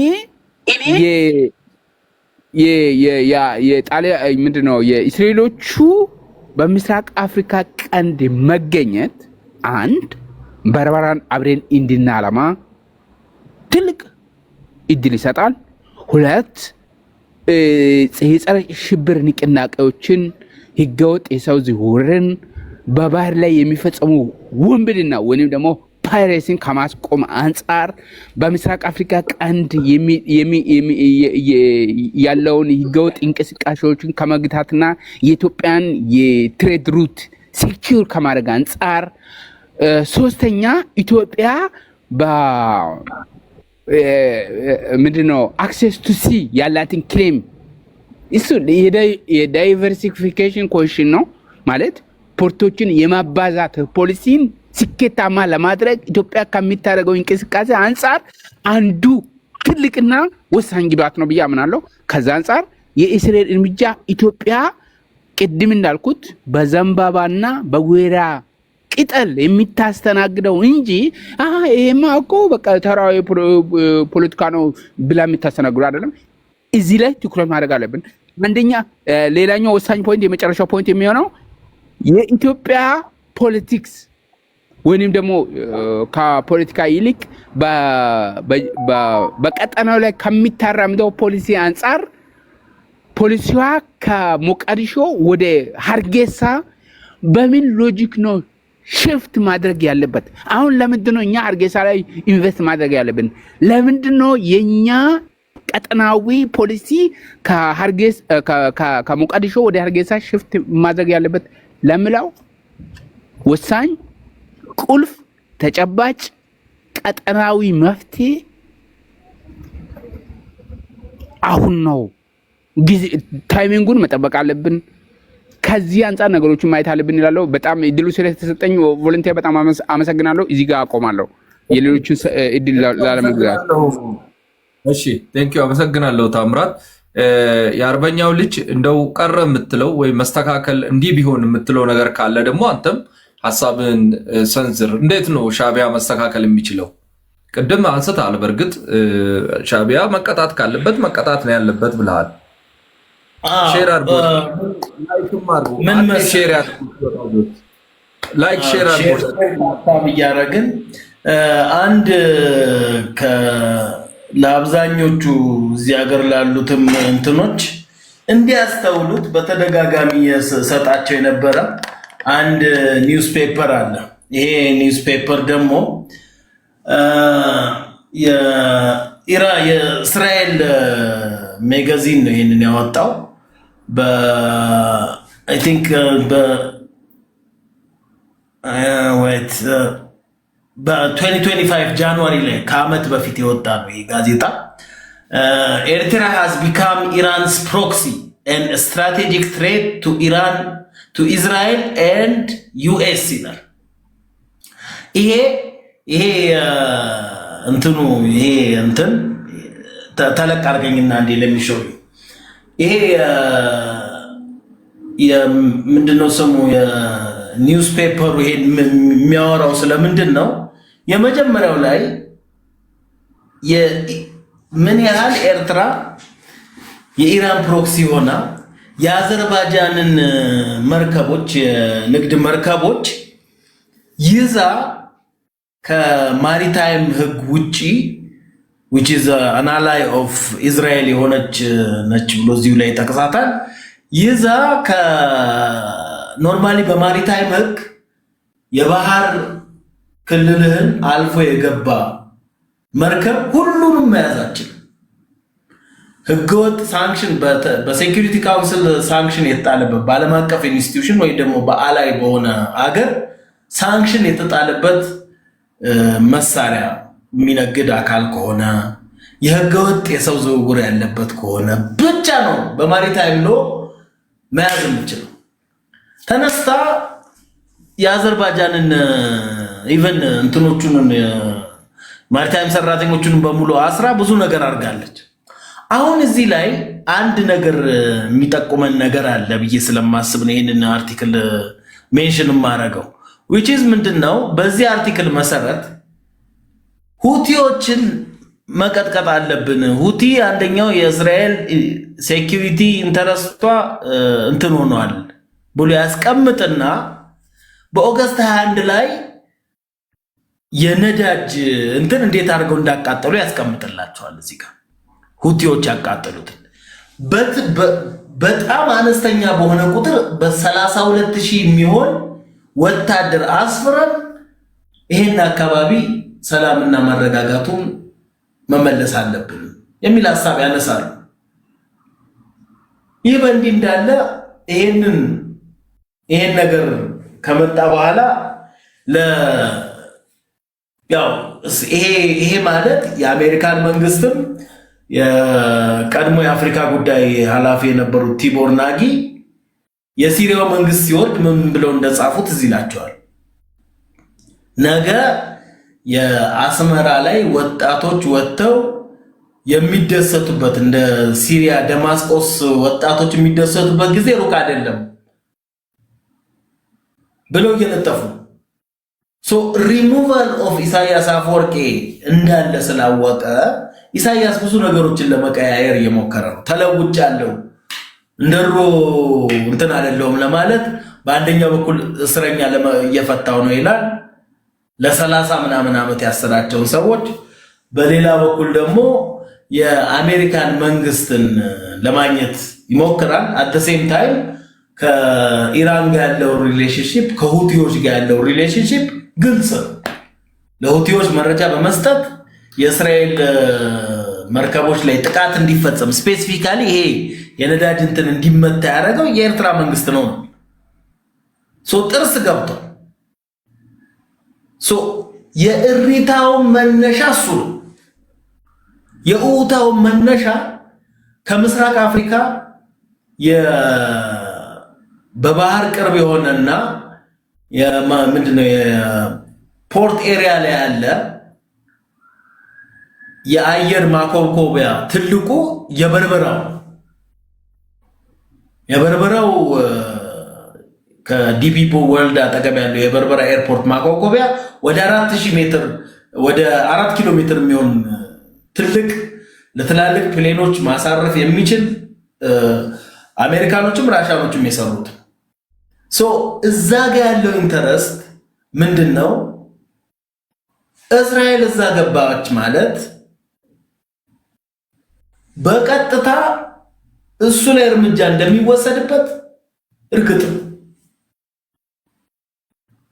እዚህ አካባቢ ከኢራን ተነስተው አሁን ስቲሌስ ለሚሾው የሆነ ደማፕ ከኢራን እየተነሱ የሚንቀሳቀሱ እንትኖች አሉ፣ መርከቦች አሉ። እነዚህ መርከቦች ለኢራን መሳሪያ የተለያየ ነገር እያያዙ ነው የሚመጡላት ባዳቸውን አለ። ሶ ይሄ በሆነ ቁጥር አሁን በምታየው በዚህ ማፕ ላይ ስታየው ማለት ነው I think you can see it or ወደዚህ ላምጣውና ሶ ወደ እንትኑን ስታዩት የቀጠናውን ሁኔታ አሁን ከዚህ ከገልፍ ኦፍ ኤደን የሚመጣው ከኢራን ከገልፍ ኦፍ ኤደን የሚባለው በተለይ ደግሞ ይሄ የኢራን የምታጓጉዝባቸውን እንትኖች እስራኤል እዚህ ቁጭ ብላ መከታተል ትችላለች። ይሄ መግቢያው ያው በብል መንደብም ላይ መግባት ሳያስፈልጋት ከዚህ የሚመጣው ማየት ትችላለች። ወደዚህ የሚሄደውንም ኮንትሮል ማድረግ የምትችልበት ሎኬሽን ነው። ይሄ ሎኬሽን ላይ ተቀምጦ ደግሞ የኢሳያስ ትልቁ ንግድ አለ which is አሁን እንደነገርኳችሁ የአዘርባይጃንን መርከብ ከማሪታይም ሎ ውጪ ይዞ መውረስ፣ ሰዎቹን ማሰር በኮመን የሆነ የጋራ ዳኝነት አቋቁሞ ነው የሚፈቱት ነው የሚለው ማሪታይም ሎ። እሱ ይዞ ዘርፎ የባህር ላይ ወንበዴ የመንግስት የባህር ላይ ወንበዴ ነው። መንግስት እንኳን ለማለት ያስቸግራል። በቻርተር የሚተዳደር ከተማ ነው አስተዳደር ነው ማቀው ሀገር እንኳን አይሆንም። ሶ ከዚህ ቁጭ ብሎ የሚሰራው ከዚህ ቁጭ ብለው እነሱ መስራት የሚፈልጉት ምንድነው? ይሄን አካባቢ ላይ ሰላሙን ይረጋገጣል ዴፊኒትሊ። ለምን ንግድ አላቸው። የኤርትራ መንግስት ትልቁ ችግር የሆነበት ምንድነው? ንግድ የለውም፣ መርከብ የለውም። መርከብ አይደለም የሳውዲ መንግስት እንኳን ለስብሰባ ለማዋራት ሲፈልገው ፕሌን ልኮለት ነው የሚሄደው። የራሱ መንቀሳቀሻ የሶማሌላንድ መንግስት አለ ሪኮግናይዝ ያልተደረገ። ይሄ እኮ እንደ ዳን የሆነበት ራሱ ፊት አላደረገም። ለዛ ለሉዓላዊ ግዛት ለተባለው ምንን ያሟላል ለሚለው እንኳን ግልጽ ያልሆነለት አካል ነው ብዬ ነው እኔ የማስበው። ሶ አሁን እንደምታዩት አሁን ይሄ የበርበራ የሚባለው excuse me ኮስታል ላይኑ ላይ ተያይዞ why is not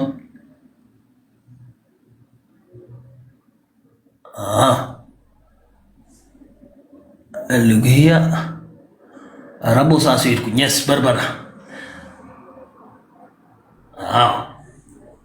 ሶ እነዚህን ኤሪያው በምታዩበት ጊዜ አሁን ይሄ በርበራ ፖርት ነው። እዚህ ኤሪያ ላይ ኢንፍራስትራክቸሩ ነው። ይሄ ትልቁ የምስራቅ አፍሪካ ካሉት ፖርት ኤሪያ ላይ ካሉት እንትኖች ትልቁ ማኮኮቢያ ይሄ ኦሬዲ የድሮን ሃንገር ተሰርቶለታል። ይሄን ኮንትሮል ለማድረግ አንደርግራውንድ የፕሌኖች እንትን መበያ ምናምን ተሰርቶለታል አልቋል። ሶ ይሄ እዚህ ጋር ተሰራ ማለት ለኢሳያስ መንግስት ምንድነው የሚያስፈራው? ድሮ በጣም ርቃው ላይ የነበረችው እስራኤል ነዳጅ እንትኗ እዚህ ጋር ነበር የነበረችው። አሁን እዚህ ጋር መጣለች። አፍንጫውን ለማለትም ከኢራንም ከማንም መሳሪያ እንዳያገኝ ለመቀጥቀጥ በላይም በኩል አፉ ላይ አለች፣ በታችም በኩል አለች ማለት ነው። ሶ በዛ ውስጥ ደግሞ መርከቦች አሏት፣ ንግድ አላት። ከህንድ ጋር ትነግዳለች። ከህንድ ጋር የህንድ የትሬድ ሩት አዲስ ዓለም አቀፍ ለመፍጠር ለሚፈልጉት ምንድነች ፓርት ነች እስራኤል just like belt and road ማለት ነው። ኢንፍራስትራክቸሩን ይኸውላችሁ። ይሄንን ደግሞ ተመሳሳይ ያሳያችኋለሁ። ማን ላይ? ኤርትራ ላይ ያሳያችኋለሁ። አሰብ ላይ እንኳን ሄደን ስናየው አሰብ ላይ ያለውን መንገድ ብታዩት ማለት የፍጥነት አትሉት አቧራ ምንም መንገድ የሌለው ሉክ። አሁን ይሄ ነው መንገድ ተብሎ ፒ ምናምን ተብሎ የተቀመጠው። ሉክ አት ዲስ ሮድ።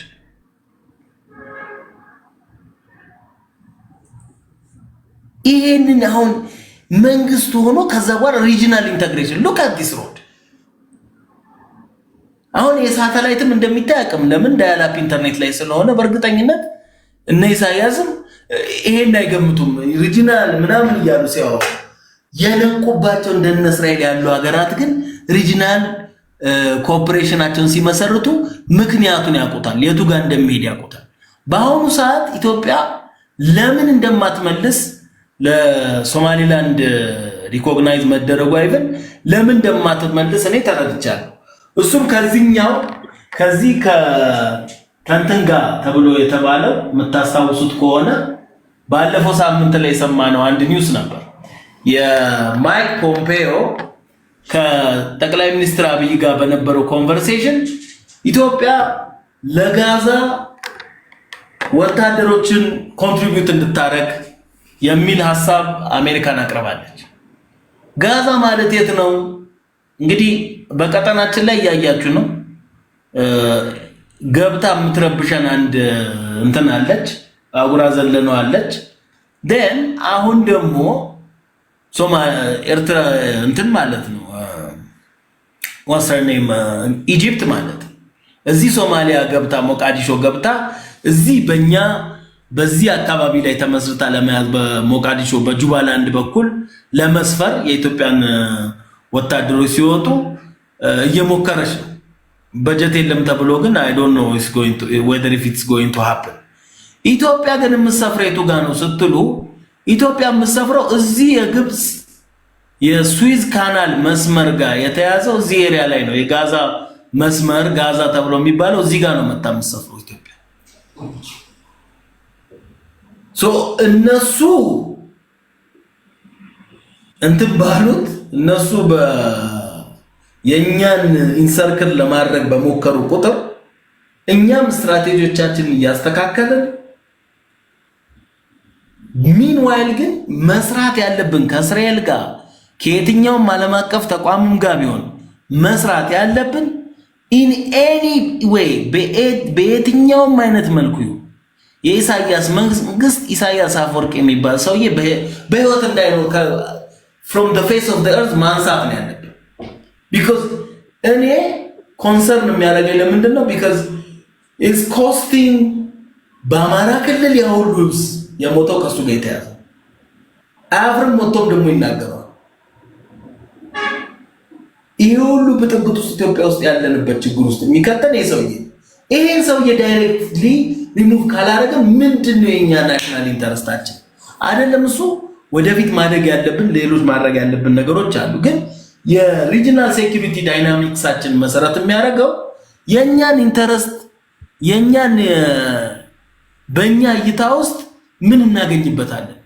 እኛ የምናገኘው ዳይቨርሲፋይ ለማድረግ እስከፈለግን ድረስ በኤርትራ በኩል ያለውን ጥቅም እስከምናስከብር ድረስ ለሌላውም ማለት ሴፍቲ እና ሴኩሪቲ የትሬድ ሩቱ እስካስከበርን ድረስ በብል መንደብ ላይ at the same time ይሄንን አካል ሪሙቭ አድርገን የኛ ፖሊሲ እሱ ላይ ብቻ አይደለም ሐሰን ሼህንም ሪሙቭ ማድረግ ካለብን መጀመሪያ እንትናችንን ፕራዮሪቲ ሰጥተን ከኢትዮጵያ አየር መንገድ ላይ ብያለሁ ከኢትዮጵያ አየር መንገድ ላይ $100 ሚሊዮን ብትመድብ እነዚህ ሰዎች የሚያበጣብጥ አይደለም። ለኛ እኮ ቦብ ሜንዴዝ የሚባል ኢትዮጵያ ላይ የአሜሪካን መንግስት ፕሬሸር እንዲያደርግ ሴናተር ግብጽ ገልጽታለች። በጠገራ ወርቅና $60,000 የኤፍቢአይ ኢንቨስቲጌሽን ሪፖርት ወጥቷል። ሴናተሮች አሜሪካን ናሽናል ሴኩሪቲ ኮሚቴ ላይ ሄዱን በቢኤምደብሊው መኪና በሜርሴዲስ መኪና በጠገራ ወርቅ $60,000 የስጋ ነጋዴዎች ግብፃውያን የስጋ ነጋዴዎች ነው አሜሪካን ውስጥ የሚያደርጉት። አሜሪካን ውስጥ የሐላል ስጋ ለማስገባት ብለው የቀረቡት ሰዎች ይሄንን ስራ ሰሩ ነው ለግብፅ መንግስት ኢንተለጀንስ ነው። እኛ ኢንተረስታችንን ለማስከበር ሁሉም ኤሪያ ላይ ብንገባው ካፓሲቲው ማለት ቢኮዝ የተሰራ ከተማን ለማፍረስ መጥፎ ጭንቅላቱ መጥፎ መሆኑን የምታውቁት እኮ ምዕራብ አፍሪካ ያሉ ምክር ቤቶች ኬንያ የተለያየ ቦታ ያሉ ሰዎች አዲስ አበባ አማረባት ሲባል ሺሻ ቤት መሰለች ይላል። ምን አይነት የጎረቤት ምቀኛ ግድብ ምን ያደርግላቸዋል 6000 ሜጋዋት ብሎ ይላል። እንደዚህ አይነት ጭንቅላት ያለው ፖሊሲ ያለው አካል ጋር ጥላቻና ቅናት ነው ያለበት ይዘም። ስለዚህ የፎሪን ፖሊሲ መሰረት ማድረግ ያለበት እንደዚህ አይነቱን ሰውዬ ማስወገድ ነው። እነዚህ ሰዎችን የኢትዮጵያ መንግስት አሁን ፎሪን ፖሊሲዎቻችን ቅዱስ አድርገን እያየናቸው ነው። ኖ ኢንተረስቶቻችን የምናስከብረው ኢንተረስታችን ካለበት የትም ቢሆን ገብተን ማስከበር አለበት። ወያኔ ለንግዱ ነው ይገባ ነበር ፎርዳት ማለት አሁን እኛም ይሄንን አይነት ሲስተሞች እየተጠቀምን በቀጠናው ላይ ያሉ መሪዎችን እስከማስቀመጥ መሄድ አለብን። እንደ ህዝብ ብዛታችን እንዳለን ኢኮኖሚ ኢንፍሉዌንስ ማድረግ እንደምንችለው መጠን እነዚህ ነገሮች ማስተካከል አለብን። ሚንዋይል እዚህ ጋር የመጨረሻ አንድ ነገር ልምፈልገው እስራኤል ብቻ አይደለም እዚህ የምትገባው ባይ ዘ ወይ እስራኤል ብቻ ሳይሆን ከስንት ቀን በፊት የመጡት የህንድ ጠቅላይ ሚኒስትር በምክንያት ብዙ ህዝብ ኖሯት ሚሊተሪ ኖሯት ኢንተረስት ኖሯት የሪጂናል እንትን ውስጥ እየተገባ ባለበት ሁኔታ ህንድ ቁጭ ብላ ማየታችን በዚህ ሲቹዌሽን ውስጥ አንደኛው የምትገባው አገር ብትሆን የሚሊተሪ ኮኦፐሬሽን ከሶማሌላንድ ጋር ኖሯት ሪኮግኒሽን ልትሰጥ የምትችለው ሌላኛው ሀገር ሶማሌላንድ ነች እንትን ነች ኢንዲያ ነች። ይሄ ደግሞ ለኛ የሚፈጥርልን ትልቅ ካፓሲቲ ያለ ይሄንን ቤዝ አድርገን ይሄንን የተፈጠሩብን የኛን ስጋት ለመሆን የሚሞክሩትን አካላት ማስወገድ አለብን። ይሄን እንደ ማስወገድ እንደ ስትራቴጂ ብለን ቀርጸን ነው መስራት ያለብን ብዬ አምናለሁ። አይ ቴንክ ዩ በጣም አመሰግናለሁኝ። የአርበኛው ልጅ በደንብ አድርገህ ስዕላዊ መግለጫ ሰጥተናል። እንደው በአካል እዛ ያለን ያክል እስኪሰማን አመሰግናለሁ። ቀረ የምትሉት ኖቤልና ታምራት ሁለት ደቂቃ ውሰዱና ከኖቤል ሊጀምርና ታምራት ትዘጋልናለ። ሌሎቻችሁ ግን ሼር ላይክ አድርጉ ወዳጆች። ቀረ የምትለው ነገር ካለ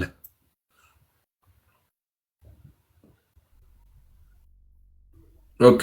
ኖቤል እየሰማኝ አሎ ቮለንቲር። እሺ ቀረ የምትለው ነገር ካለ ያ ቀረ የሚለው ነገር ምንድነው? ቴንክ ዩ ይሰማል ግን ሚጂ ኦኬ ቀጥል። የኖቤል ቆይቶ የሚሰማ ከሆነ አሁን ነው የሚደርሰው ማለት ነው። አይ ዶንት ቲንክ ኔትወርክ ችግር አለበት መሰለኝ። ሌሎቻችሁ ይሰማችኋል? እስቲ ያሰሙኝ። አጋጣሚው ይጠቀም። ኔትወርኩ እየሰራ ከሆነ ካለ ኖቤል ምናልባት ኔትወርኩ በጣም አዘግይቶ መሰለኝ የሚያደርሰው አጠገቡ። ሚጂ ይሰማል? እኛ ይሰማል። ቀጥል። ይሰማል? አንተን ይሰማሃል? ኔትወርኩ ጥሩ አይደለም። ይሰማል? እኛ ማን አይደለም ኔትወርኩ እንደውም አውርዶታል። እሺ ቀጥል ታሜ። ያ አሁን ምንድነው በአሁኑ ሰዓት እየተከሰቱ ያሉ ዲቨሎፕመንቶች ማንም እዛው ቀጠና ላይ ኢትዮጵያን ለማሸማቀቅ ወይም ደግሞ በውስጥም በኩል ፖለቲካን በፖሊሲ ከመተቸትና ፖለቲካን በፖሊሲ ከመቃወምና ከመደገፍ ወጥቶ በስሜት በብሔር በገለመሌ የሚመጡ የፖለቲካ ኃይሎች ከዛ ከስሜታቸው ወጥተው ፖለቲካን ምክንያታዊ እንዲያደርጉ የሚያስገድዱ ፋክተሮች ወይም ምክንያቶች ተፈጥረዋል። ቅድም እንዳልኩት ቮሉንቴር ዲፕሎማት አንተም እና ሌሎቻችንም እዚህ ያለን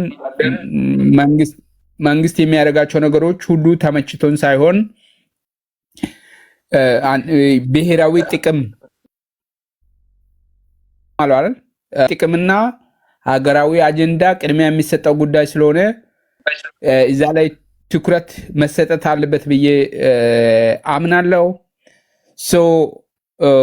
ምንድነው መንግስት ከዛ አንጻር እኔ በተለይ ትኩረት የሚሰጠው በአሰብ በኩል የሚያነሳቸው ጥያቄዎች ተራ ወደብን የመጠቀም ኮሜርሻል ዲል ሳይሆን የንግድ ጉዳይ ሳይሆን አንደኛ አሰብ በደርግ ወቅትም በደርግ ጊዜም ሳይሆን በደርግ አስተዳደርም ቢሆን ራስ ገዝ በመሆኑ ራሱን የቻለ አዋጅ ወጥቶ አዋጅ ቁጥር 16 1980 የምንለው አዋጅ አለ። በዛ አዋጅ አሰብ፣ ኦጋዴን፣ ድሬዳዋ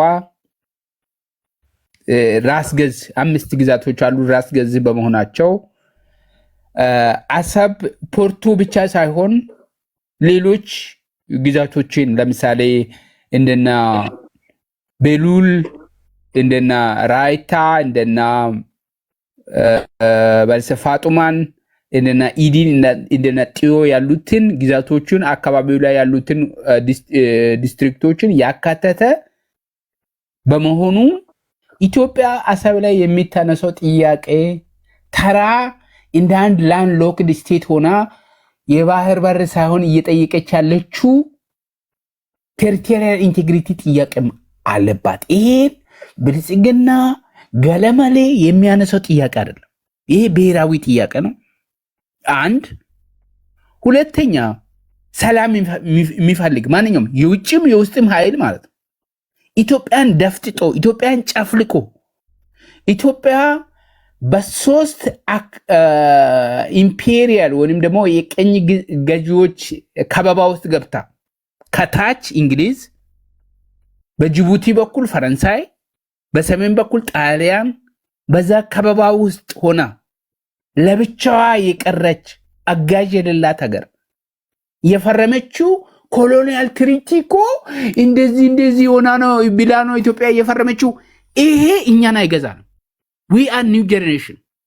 እኛ ኮሄርሽን ውስጥ የገባ ነው ውል እኛን አይገዛ። ይሄንን የሚለው ደግሞ ምናልባት የታምራት ወይም ደግሞ የቮለንቲር የማንም ስሜት ሳይሆን በዓለም አቀፍ ሕግ በቬና ኮንቬንሽን ኦን ሎ ኦፍ ትሪቲስ አንቀጽ 52 ላይ የሰፈሩትን 50 51 52ን ያነበቡ ሰዎች እዚህ መጥተው እንዲሞገቱን ይፈልጋሉ። ያ ማለት what I'm saying is right now ኢትዮጵያ በኮሄርሽን ውስጥ ሆና የፈረመችው ውል ኢትዮጵያን እንደማይገዛት፣ ሁለተኛ በ1950 በተደረገው በፌደራል አሬንጅመንት ሪዞሉሽን 390 ኤቪ ሲጠቀስ ተራ ዶክመንት የሚመስላቸው ሰዎች አሉ። ፌዴሬሽኑ ኢትዮጵያ አስገድዳ ኤርትራን ከራሷ ጋር ያደረገችበት ሳይሆን ዩናይትድ ኔሽን ጄኔራል አሴምብሊ ዩናይትድ ኔሽን ተነጋግሮ ራሱ ረጅም ጊዜ ወስዶ የወሰነው ውሳኔ ነው። ውሳኔውን ለምንድን ነው? የኢትዮጵያን ታሪካዊ ጥያቄዎችን ይሄ በኢንተርናሽናል ሎ ሂስቶሪካል ኮንሶሊዴሽን ሂስቶሪካል ታይትልና ሂስቶሪካል ኮንሶሊዴሽን ምንለው ነገር አለ። በታሪክ የኢትዮጵያ ሉዓላዊነት ተሰባብሮ ወይንም ደግሞ ኢንተራፕትድ ሆኖ አያውቅም፣ ተረብሾ አያውቅም። የኢትዮጵያን ታሪክ በአፍሪካ ላይ ለየት የሚያደርገው ይሄ ነው። ዋይ ቢካውስ ሌሎች የአፍሪካ ሀገራት አሁን ያሉት ሀገራት የቀኝ ግዛት ፍጡራን ናቸው ማለት እንችላለን። ዋይ ቢካውስ የእነሱን ሉዓላዊነት ኢንተራፕሽን አለው፣ ጣልቃ ገብነት አለው፣ የተቆራረጠ ነው። የኢትዮጵያ ሉዓላዊነት የተቆራረጠ አይደለም። ኢትዮጵያ ለየት የሚያደርጋት ሉዓላዊነቷን ያስቀጠለች ሀገር በመሆኗ የምትጠይቃቸው መብቶች ሁሉ ሂስቶሪካል ኮንሶሊዴሽን ወይም ሂስቶሪካል ታይትል አላቸው። ከዛ አንጻር ኢትዮጵያ በቀይ ባህር ላይ ያላት ጥያቄ አሁንም ጠንካራ የሆነ ሶሊድ ክሌም አላት ማለት ነው። ይሄንን ኢትዮጵያውያን ሊረዱት ይገባል ብዬ አስባለሁ። ስናሳጥረው ምን ለማለት ነው? ኢትዮጵያ በቀይ ባህር ላይ ያነሳች ያለችው አይ ቲንክ ከዚህ አንጻር መንግስትም ሲተት ይሰራል ብዬ አላስብም። መሰራት የሌለበት ሂሳብ ምንድን ነው? ኢትዮጵያ እየጠየቀች ያለችው እኔ ላንድ ሎክድ ስቴት ነኝ፣ ባህር አልባ ሀገር ነች፣ በታሪክ ከቀይ ባህር ጋር ግንኙነት የለኝም። ስለዚህ ለእኔ መርከቦች እንዲወጡና እንዲገቡ እቃ ወደ ውጭ እንዳወጣና ከውጭ እቃ እንዳስገባ ይሄና ለመክፈል ዝግጁ ነኝ። ሀገር ላይ ያሉኝ ሪሶርሶች ይሄ ናቸው። ይሄን ትቀበሉና ይሄን ትሰጡኛላችሁ የሚል የድኩም ኔጎሽዬሽን ሳይሆን ኢትዮጵያ እኔ ሉዓላዊ መብት አለኝ በቀይ ባህር ላይ። ከዛ ነው ኢትዮጵያ መነሳት ያለበት። አይ ቲንክ ከዚህ አንጻር እኔ አይ ዶንት ኖ ቮለንቲር አንተም ሌላ ጊዜ ልንነጋገር እንችላለን። መንግስትም ከዛ አንጻር ለስለስ ያለ አቋም እንዲይዝ አልፈልግም። እኔ ጨርሳለሁ። አሁን ኢትዮጵያ ክሌም እያደረገች ያለችው የባህር በር ጥያቄ ምንድነው? ለኮሜርሻል ዩዝ እቃዎቼ እንዲገቡን እንዲወጡ ሳይሆን ኢትዮጵያ የሴኩሪቲ ቻሌንጅም ስላላት በሬድሲ ኮሪደር ላይ በኢትዮጵያ ማርክቦች ላይ ጥቃት ሲደርስ እኛ ወደ መስጊድና ወደ ቤተክርስቲያን ሄደን አንጸልይም። ከዚህ በኋላ የራሳችን ፕሮቴክት እናደርጋለን። ቴንክ ዩ አመሰግናለሁኝ። መቼም ለብዙ ጊዜ አሸልበን ዝም ያልነውን ዶክተር አብይ ወደ የመንግስት ስራ አድርጎ በግለሰብ ደረጃ በፓርቲ ደረጃ ያነሳሉ ሰዎች። ቀደም ብሎም በዚህ በምርጫ 97 ብዙ ጊዜ ሲነሳ ነበር። ነገር ግን እንደ መንግስት አገርን እየመራ ያለ መንግስትና ፓርቲ ሲያነሳው ከ1991 የለውጥ ዘመን ወዲህ የመጀመሪያው ዶክተር አብይ ነው። ሪሊ ያንን አፕሪሺየት ሳናረግ አናልፍም። ነገር ግን አንድ ሰጥቶ መቀበል የሚል ነገር አለ። አሁን አንተ እንዳነሳው ምንም ሰጥተን የምንቀበለው ነገር እኔ ያለ አይመስለኝም። ሪክሌም ነው በቃ ያለ አግባብ ተወሰደ። ሉዓላዊ ሀገር ነን። ሉዓላዊ መሬታችን፣ ሉዓላዊ ባህራችን ዓለም አቀፋዊ ባህር፣ ዓለም አቀፍ ሲባል የሁሉም እኩል የሆነ ስለዚህ ሰጥቶ መቀበል ሳይሆን ሪአድጀስት መደረግ ያለበት ያለ አግባብ የተወሰደብንን ንብረት ወደ ማስመለስ ብናተኩርና ብናጋድል ጥሩ ነው የሚል እኔ አቋም አለኝ። በዚህ ላይ ጠንክረን እንሰራለን እንደ ግለሰብ፣ እንደ ነዋሪ፣ እንደ ዜጋ። ያው ምክንያቱም መንግስት የዜጋ ነጸብራቅ ነውና እኛ ግፊት እናደርጋለን። ሪሊ ቴንክ ዩ ሁላችሁንም በጣም አመሰግናለሁ። መልካም ጊዜ ይሁንልህ። ምናልባት ኢሜይልን ማጋራ ዶክመንት አለ። ኢሜይልን ብቻ እንድትልክልኝ ይፈልጋለሁ በውስጥ መስመር እና ለሁላችሁ መልካም ጊዜ ይሁንላችሁ። ቴንክ ዩ። እሺ አይውል ቴንክ ዩ አመሰግናለሁ።